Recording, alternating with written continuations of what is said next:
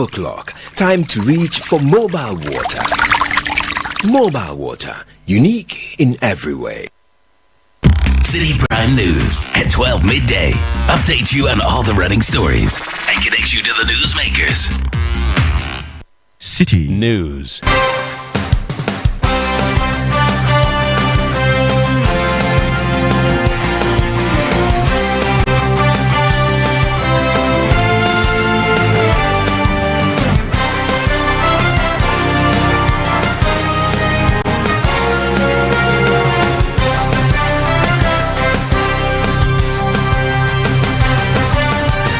Hello, good afternoon. It's midday. Welcome to the Citi Prime News. The news is live from our studio at Adabraka in Accra. I am Zoe Abubeidu Ado. Coming up, former National Service Authority Deputy Director Gifty Oware released by the National Investigation Bureau. Also coming up, government confirms removal of e-levy and COVID-19 levy in the 2025 budget, as it also promises to implement its 120-day social contract promises in the budget. So when on Tuesday he unveils the details of his budget, you will find that we have kept faith with the people of Ghana regarding the specific promises we made in the 120-day social contract. Still to come, Bokro Agenda 111 Hospital non-functional 3 months after commissioning. Health Minister discloses 140 million cedis is required to operationalize the facility.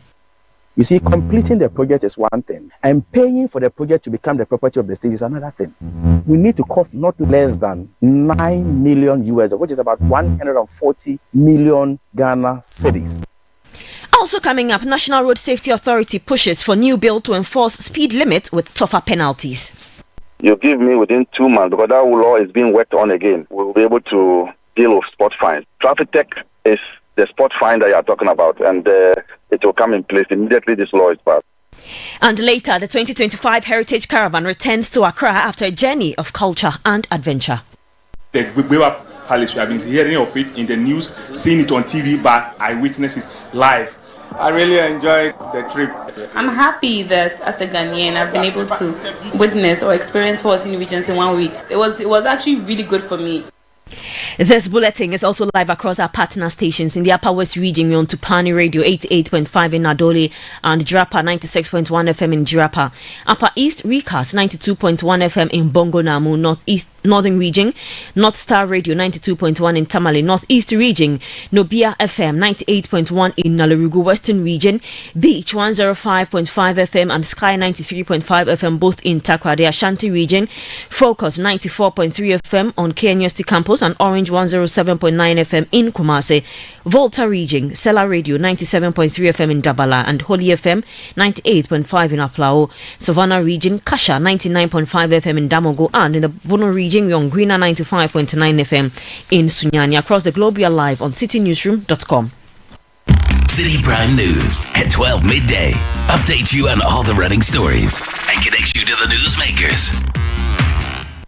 Thank you so much for joining us on the Citi Prime News. We begin this afternoon with the news that the former National Service Authority Deputy Director Gifty Oware has been released by the National Investigations Bureau. We know she was picked up last Friday for investigations into a scandal. I've been joined in studio by my colleague Sami Riafe for more on this. Good afternoon, Sami. Thank you for joining us. Hi, Zoe. Good afternoon. When was she released? Saturday evening.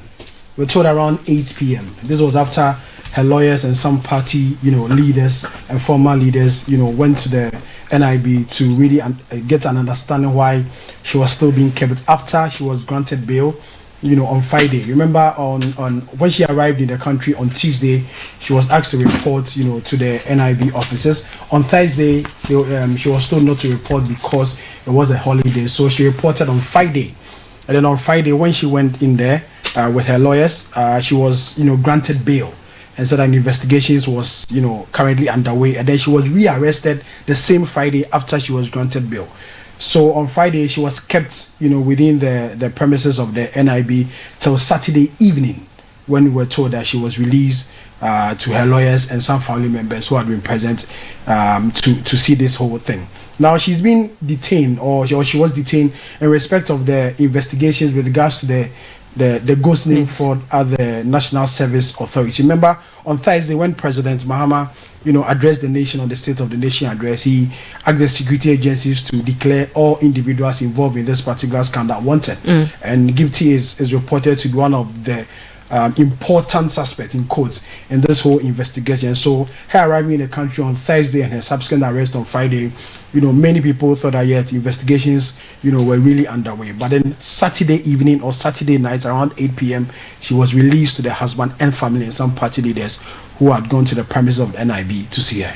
Do you know if the investigations continue today? Investigations continue. I'm reliably informed from her lawyers that she may be called in again for further questioning, because the investigations, we are told, will take a while, a process. And so as and when she's needed in this particular investigation, she'll be called. You remember a week or two ago, Gifty's colleague, also a former deputy director, Ohene Jan, was also invited and detained by the same NIB, and he said that they subsequently he also be called for events. So that's how it's going to be like. They'll go in investigation, come out and stuff like that. All right, thank you so much for joining us. That was Samit Wiafe, my colleague here at Citi FM. Let's move on to some other stories now. And the government has pledged to incorporate its 120-day social contract into the 2025 budget. The plan includes scrapping the e-levy, the COVID levy, and bet winning tax within 90 days, while reviewing taxes on industrial and agricultural imports. A 24-hour economy policy and a no academic fee initiative for first-year public tertiary students will also be launched. Minister of State in charge of Government Communications, Phyllis Kwachu-Fosu, outlined these commitments to the press. The Finance Minister has clearly indicated that we are on course to meeting those promises. So when on Tuesday he unveils the details of his budget, you will find that we have kept fit with the people of Ghana regarding the specific promises we made in the 120-day social contract. That is what I can say for now. In terms of managing the currency, yes, the Finance Minister will highlight measures both within the medium and long term aimed at addressing the fundamental weaknesses within our economy, one of which is rapid currency depreciation. And in concert with development partners and other stakeholders within the economy, appropriate responses will be prescribed for addressing this perennial challenge of currency depreciation. That was the Minister of State in charge of Government Communications, Phyllis Kwachu-Fosu. Now, economist Professor Godfred Bokping has praised Finance Minister Dr. Kasiala Tuforsin for engaging market traders ahead of the 2025 budget presentation. He believes this approach will help shape policies that address traders' concerns and contribute to economic stability. Speaking to Citi News, Professor Bokping described the move as an innovative way to understand economic challenges. Well, I was excited when I saw the minister. I felt that it was very innovative, right? Because sometimes a lot of the things we talk about in economics, the jargons, GDP and the rest of them, fiscal deficits, primary surplus and all of that. I mean, clearly, the market women who are the bedrock of our economy, working 24/7 or so, probably who have started working with the government 24-hour economy already, probably can't relate to it. And sometimes in terms of the input in the budget preparation process, if you look at the institutional arrangement for the budgeting process, we haven't catered for them that much. So it was quite exciting to see the minister come to their level, hear them in their own language, in their understanding of the economy. I believe that it will play a key role. Even psychologically, I believe that it checks the box. So I think that it was quite innovative. You heard from economist Professor Godfred Bokping. Now, the School Feeding Caterers Association has welcomed the government's decision to increase the school feeding grant from 1 cedi 50 pesos to 2 cedis per pupil. Finance Minister Dr. Kasiala Tuforsin announced the adjustment during a social media engagement ahead of tomorrow's budget presentation. President of the association, Nana Amu Ututechi, says the amount is still inadequate, and even though the amount is inadequate, it shows the government's willingness to address the public concerns. We were really happy when we heard that the fee will be increased. We are praying that the JHS will also have their share very soon. So it's every government's priority to sustain school feeding program. And one of the important things that the government can implement to sustain the program is the fee per child. We say thank you to His Excellency John Dramani Mahama by listening to caterers. We the school feeding caterers, have been crying for a long time for increment. 2 cities is not enough though. But we still manage it. Actually, we had a meeting with the sector minister on 3rd March, and we did not talk much about the increment. So I think maybe it will start from the 3rd term. So the 3rd term will start immediately after April. That was the national president of the School Feeding Caterers Association, Nana Amu Otu Sechi. Health Minister Kwabena Minta Kando says the government needs 140 million cedis to fully operationalize the Bokoro Agenda 111 hospital in Ahanta West. The facility, commissioned just before the 2024 elections, remains non-functional. During a tour, the minister says there is an urgent need for funding to equip and staff the hospital. He promised swift government action to ensure the community benefits from the much-needed healthcare facility. And this particular project, you see, completing the project is one thing, and paying for the project to become the property of the state is another thing. We need to cost not less than 9 million US, which is about 140 million Ghana cedis. And if you say a hospital is in operation, hospital is not just the brick and mortar. And that is the more reason why, if you recall, I was requesting to see certain departments. Take me to the lab, take me to the theater, take me to this place to see. You cannot commission a project without hospital equipment being installed. And you can see the installation of the equipment is less than 10%. You saw it for yourself. And we need this facility alone, minimum. We need not less than 300 people before we can start work. That was the Minister of Health, Kwabena Minta Akando. The National Road Safety Authority, the NRSA, plans to reintroduce the Road Traffic Regulations Amendment Bill to Parliament within 2 months. The bill will curb speeding through the use of street cameras and spot fines. A previous version stalled due to concerns over members of parliament using sirens, a clause now removed. The NRSA Director General Abraham Amaleba says the bill will also address the legalization of commercial motorbike operations known as Okades. Give me next 2 months, LI 2478, if it is passed, will bring into force this spot fine. You remember this law was supposed to pass, but there was public outcry against the siren which was put in there to protect MPs. You remember that? And so that law didn't pass. And I'm saying that if you give me within 2 months, because that law is being worked on again, we'll be able to deal with spot fines. Traffic tech is the spot fine that you are talking about, and it will come in place immediately this law is passed. But you will remove the part that gives the MPs the right to use sirens, I guess. Oh yes, that's gone. So it will come back without that one. In fact, it will come with the introduction of legalizing Okada. He further added that there will be a nationwide engagement ahead of the legalization of the commercial motor riders, including education and official registration. Okada will have public engagements. We'll have one in Accra, Kumasi, Tamale, and there's a 4th one in Volta. We need to engage our MTTD to ensure that road regulations are obeyed by the Okada riders. We are also going to register them. We are going to register owners of these motorbikes. Then we would give them some clothing in terms of reflectors. They will put on helmets, and they will have their numbers embossed on the helmets. And so we have studied a lot of things from the Rwanda experience, and if implemented to the letter, this would not cause us any havoc on our roads. And so we are also going to give them sensitization on road safety before they even come onto the roads, and they will be put in cooperatives. You heard the Director General of the National Road Safety Authority, Abraham Amaliba. You're still listening to the City Prime News. I am Zoe Abubeduado. Still to come, we'll bring you a wrap of the 2025 Heritage Caravan Tour. It was 8 days. It's returned to Accra after a journey of culture and adventure. Please stay tuned.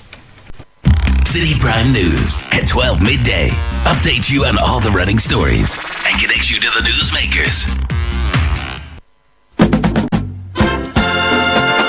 This year, Something magical is happening. A celebration of tradition, flavor, and community. Welcome to the Back to Your Village Food Festival 2025. Taste the heart of your heritage with mouth-watering dishes from across the country like Ademe with akple, Tozafi with ayoyo soup, kokonte, apopransa, rare quine, and many more. From rich spices to sweet treats, it's a journey for your senses. We're taking you back to your village. Oh yes, let's recreate our age-old recipes. But it's not just about food, you know. We're celebrating culture, connecting with family, and making memories that last a lifetime. This March, let's come together and discover the flavors that make us who we are. The date is 29th and 30th of March 2025. The venue, Accra Metropolitan Assembly, and the time is 10 a.m. through till 6 p.m. each day. The Back to Your Village Food Festival 2025, where food, fun, and tradition meet. See you there. Interested vendors should call 0558-973-973 or 0205-973-973 to register. The Back to Your Village Food Festival 2025 is powered by Channel 1 TV with support from 97.3 Citi FM. The Back to Your Village Food Festival 2025 is powered by Channel 1 TV with support from 97.3 Citi FM and is proudly sponsored by Gino and Koa Natural Cocoa Fruit Juice.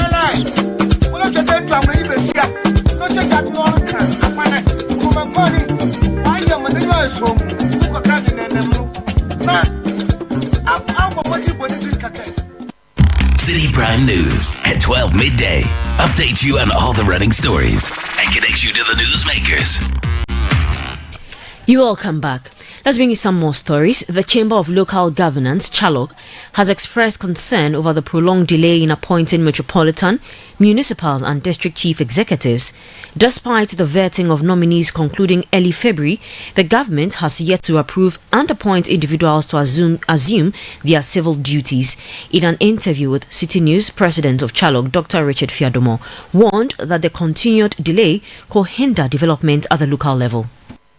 The delay in appointing NMDC is a major worry and is indeed affecting the activities and operations of the assembly. We all know that a lot of things are not being done because of how the local government system is structured, and the chief executive is supposed to be the approving authority. So now we do not have any approving authority at the assembly. So even though the assemblies are taking revenue and monies are coming into the system, the assemblies cannot spend because the coordinating directors who are spending officers must get approval from the NMDC before they can go ahead and spend. So it is a major worry. I honestly do not know why there is this delay, but we know that in certain places the vetting was done and there were petitions here and there, and the national party had to come in to resolve some of these issues. But I think that they should put in a robust system to be able to make sure that the vetting is done with speed and alacrity,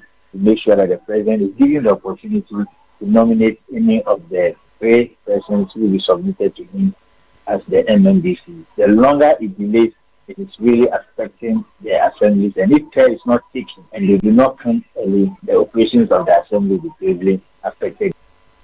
President of the Chamber of Local Governance, Dr. Richard Fiadomo.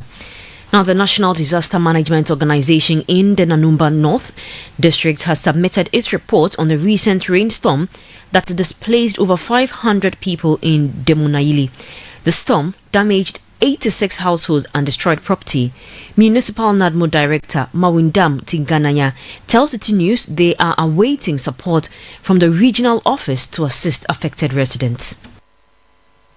In fact, it's difficult now because some are saying they are relatives. So I've already sent the proposal to Tamale. So today I've sent the report later where I've prepared. The people are still having problems to how to move their houses. So we can get support for somewhere. Mawindan Tigananya is the Nanumba North Director for the National Disaster Management Organization in the Northern Region. Now, the Member of Parliament for Swami and Minority Legal Counsel John Darko has criticised recent appointments to the General Legal Council, calling them politically biased. Attorney General Dr. Dominic Ayine named 3 nominees, including Member of Parliament for Madina Francis Xavier Susu and a senior lecturer at the University of Ghana Law School, Dr. Abdul Basit Aziz Bamba. John Darko argues their political ties to the NDC could undermine the council's independence. He says the Minority Caucus will soon meet to discuss their next steps regarding the appointments.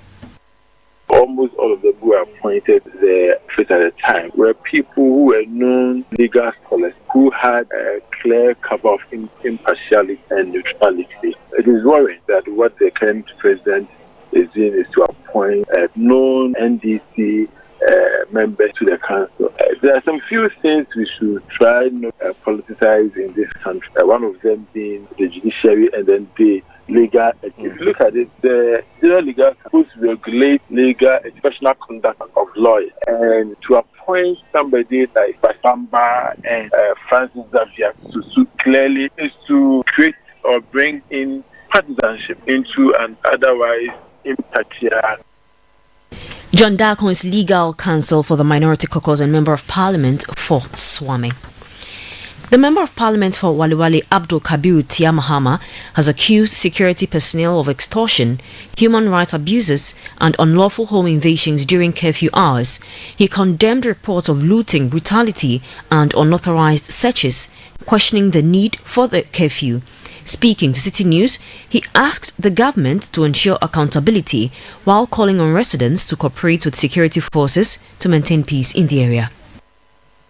The conduct of the security personnel on the ground gives us room to be concerned about. The whole exercise being carried out by the personnel gives us some worries because the people are not so happy. Of course, you will not be happy where you have the military invading civilian space. That kind of uncertainty, anxiety, and if you like, fear and scare that will cause. But I think their actions on the ground and the reports I'm hearing is not encouraging. First and foremost, they are reported cases of people, military persons going into the houses of people unannounced and then looting items from them. That's not the work of the security in that community. Their essence is to pick up miscreants, to pick up criminals. You don't go looting property, you don't go extorting money from residents. You don't go vandalizing high-end properties of residents. There are videos sent to me of where they went into the room of one person and scattered everything. Even if you are searching for weapons, even if you are searching for deadly instruments from that particular person, there's a way you should do it. You don't go around sacking everything as if there's no order and that anything you put your hand on, you destroy. That's not how it's supposed to be. So I think that the military brutalities of residents and the developments around Wale is most unfortunate, and we all have to join in condemning the military for this. Abdul Kabiru Tiamahama is a Member of Parliament for Wale. Now, the 2025 Heritage Caravan organised by Channel 1 TV and Citi FM has successfully wrapped up its 8-day journey across 14 regions of Ghana. The trip offered participants an unforgettable experience of culture, history and adventure. On the final day, the patrons departed Maha Beach Resort, where they had engaged in various activities before making a stop in Cape Coast. They were hosted by the Ogwa Sanahene Nana Kweku Yensu I before heading to Accra. Citi News' Umaru Sanda Amadou reports. We are just a few meters away from the Maha Beach Resort, and because Goyle is a major sponsor and Goyle fuels our buses, we made a stop to fill up on our way to Accra and see what's happening behind me. A full-blown church service. Today being a Sunday, those who couldn't make it to the church service have decided to turn the Goyle filling station into a church service, and Inchinchim Band is leading them. It is all excitement, it's all fun. These people, I can assure you, are not happy they're going home. They want to have more of this trip. But of course, you have to always give thanks to God and praises. And that's what's happening in there. So, join me, let's see what's happening there on the road back to Accra.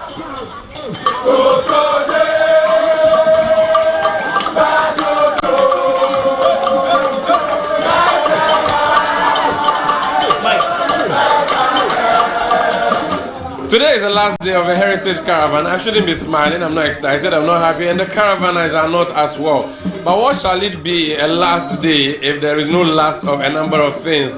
Last supper, last lunch, last travel, last getting down. And so we're doing a lot of the last today.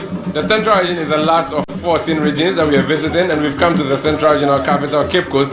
We are specifically at the Lash on the coast. You see it in the background. Beautiful place on the coast of Gulf of Guinea, where we have been hosted to lunch by the Ogwamahini himself. You can see sitting instead behind me. We're going to enjoy various meals produced from the central region for lunch before we finally get to Accra and disembark to our various homes to end the Heritage Caravan 2025. But before the last lunch, there was a last supper which happened at the Maha Beach Resort last night, accompanied by dancing and singing. Let me take you and give you a quick recap of what happened last night before I continue with the lunch this afternoon. It's a final dinner before we depart to Accra on the Heritage Caravan 2025. I am Umaru Sandamadu, and I'm going in to that dinner to see the testimonies that are given by the caravanites, as we call them, after the 7 days, almost 8 days of journeying. This is a climax. I'm going inside to hear from the various persons who are around who give testimony. Come with me, please, because in Chinchin Band is also performing, and we are having dinner.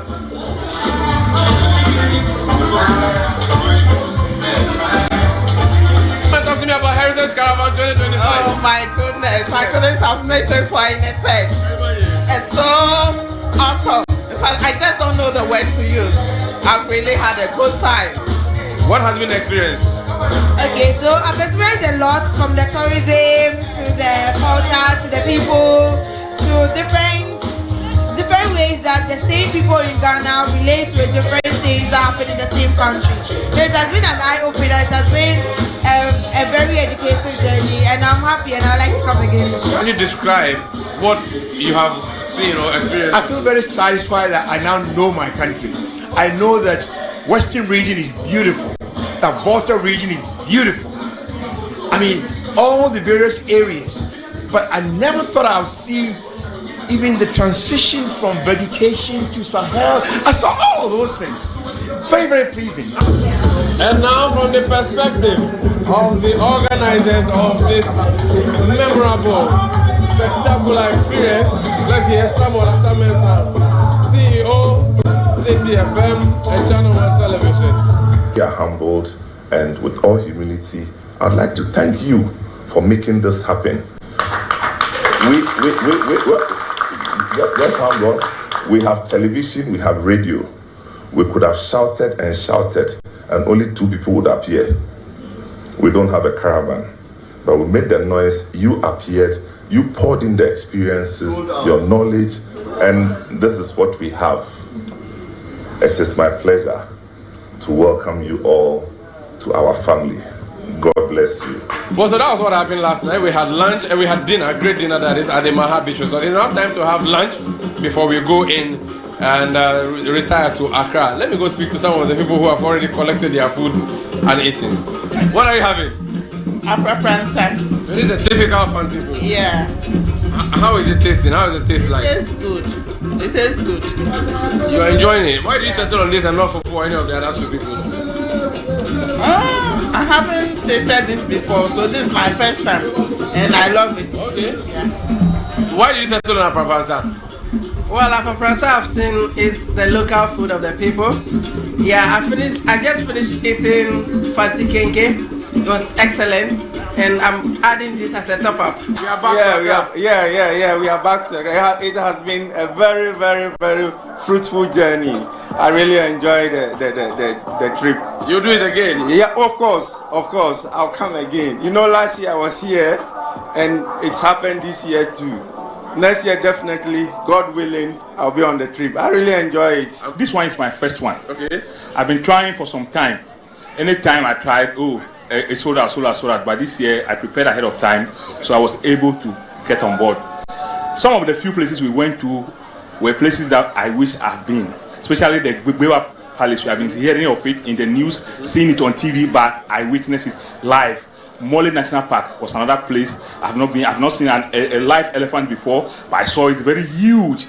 I'm happy that as a Ghanaian, I've been able to continue. I've been able to witness or experience 14 regions in 1 week. That is a journey, and I actually appreciated every part of it. It was actually really good for me because I don't like traveling. You hear there's some patrons of the 2025 Heritage Caravan ending the report filed by Umaru Sanda Amadu. That'll be all for Citi Prime News, which came to you live from our studio at Adabraka in Accra. I am Zoe Abubedu Ado. For more news, you can log on to citynewsroom.com. Have a good afternoon. City News